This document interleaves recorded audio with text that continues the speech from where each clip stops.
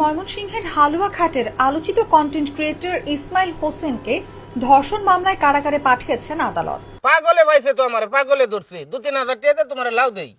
বুধবার বিকেল 4:30টার দিকে চিফ জুডিশিয়াল ম্যাজিস্ট্রেট আদালতের বিচারক তনয় সাহা তাকে কারাগারে পাঠানোর নির্দেশ দেন। চিফ জুডিশিয়াল ম্যাজিস্ট্রেট আদালতের উপপরিদর্শক আনোয়ার হোসেন জাগো নিউজকে বিষয়টি নিশ্চিত করেছেন। তিনি বলেন, আলোচিত কন্টেন্ট ক্রিয়েটর ইসমাইল হোসেনকে হালুয়াঘাট থানা পুলিশ আদালতে পাঠায়। পরে বিচারক তার জামিন আবেদন নামঞ্জুর করে কারাগারে পাঠানোর নির্দেশ দেন।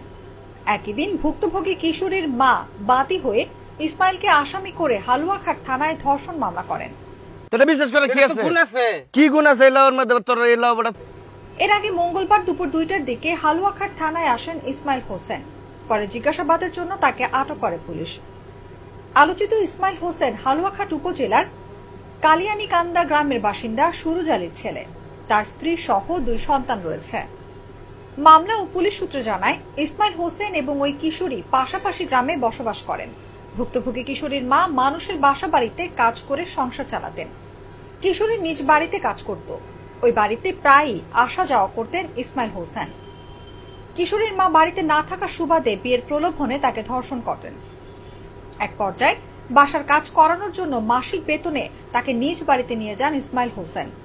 সেখানে বিয়ের প্রলোভনে 5 থেকে 6 মাস ধরে তাকে ধর্ষণ করে আসছেন ইসমাইল। সম্প্রতি ওই কিশোরী বিয়ে করার জন্য চাপ দেয়।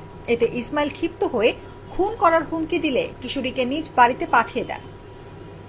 শনিবার রাত 8টার দিকে কিশোরীর মা বাড়িতে না থাকার সুযোগে আবার তাকে ধর্ষণ করেন ইসমাইল। পরে বিয়ের কথা বললে তিনি রাজি হননি। এ ঘটনায় কিশোরীর মা থানায় মামলা করেন।